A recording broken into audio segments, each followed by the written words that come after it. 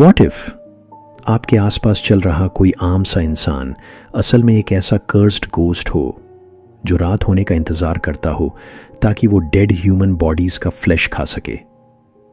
जापानी फोल्कलोर में ऐसे टेरिफाइंग गोस्ट्स को जिकिनिंकी कहा जाता है। Unlike any other entity, jikininki are on a completely different level. जापानी फोल्कलोर के अनुसार जिकिनिंकी ऐसे श्रापित गोस्ट्स होते हैं जो डेड ह्यूमन बॉडीज के फ्लैश को खाकर अपनी भूख मिटाते हैं। कहा जाता है कि डे टाइम में इन्हें पहचान पाना लगभग नामुमकिन होता है। ये बिल्कुल ऑर्डिनरी ह्यूमन बीइंग्स की तरह दिखाई देते हैं, कभी किसी विलेजर के रूप में तो कभी किसी प्रीस्ट के रूप में, और लोगों के बीच एक नॉर्मल लाइफ जीते रहते हैं। बट जैसे ही रात होती है ये खुद पर कंट्रोल नहीं कर पाते और इनका असली और खौफनाक रूप सामने आ जाता है। अपने रियल फॉर्म में जिकिनिंकी किसी डरावने मॉन्स्टर से कम नहीं लगते। उनकी बॉडी एक वॉकिंग स्केलेटन जैसी दिखाई देती है। उनकी स्किन पूरी तरह रॉटन होती है।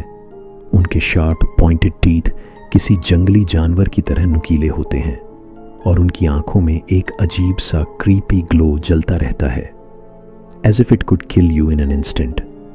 जिकिनिंकी ज़्यादातर टेम्पल्स, ग्रेवयार्ड्स और उन जगहों के आसपास भटकते हैं जहां हाल ही में किसी इंसान की मौत हुई हो।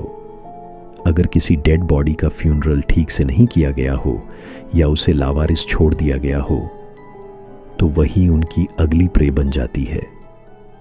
जैसे ही वहां मौजूद लोग चले जाते हैं, जिकिनिंकी अंधेरे से बाहर निकलते हैं और अपने शार्प टीथ से उस डेड बॉडी के फ्लैश और यहां तक कि बोन्स तक को खा जाते हैं।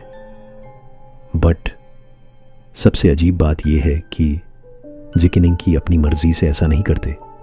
कहा जाता है कि उन्हें ह्यूमन फ्लैश से नफरत होती है, लेकिन वे एक भयानक कर्स से बंधे होते हैं। यही कर्स उन्हें मजबूर करता है कि वे इंसानों का फ्लैश खाएं।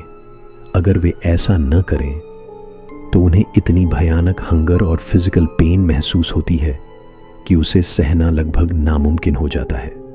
ह्यूमन फ्लैश खाने के बाद भी उन्हें सिर्फ कुछ समय के लिए टेम्परेरी रिलीफ मिलता है और इस कर्स की शुरुआत भी एक डरावनी कहानी से होती है। जापानी मान्यताओं के अनुसार जो प्रीस्ट्स अपनी जिंदगी में ग्रीड या बुरे इंटेंशंस के साथ अपने धार्मिक कर्तव्यों का इस्तेमाल करते थे, उनकी सोल्स मौत के बाद शांति नहीं पाती। उसकी जगह वे जिकिनिंकी बन जाते हैं और फिर as a punishment for their greed उन्हें हमेशा के लिए इस भयानक रूप में भटकना पड़ता है जहां उनकी किस्मत में सिर्फ एक ही चीज लिखी होती है, डेड ह्यूमन फ्लैश खाकर हमेशा के लिए सरवाइव करना।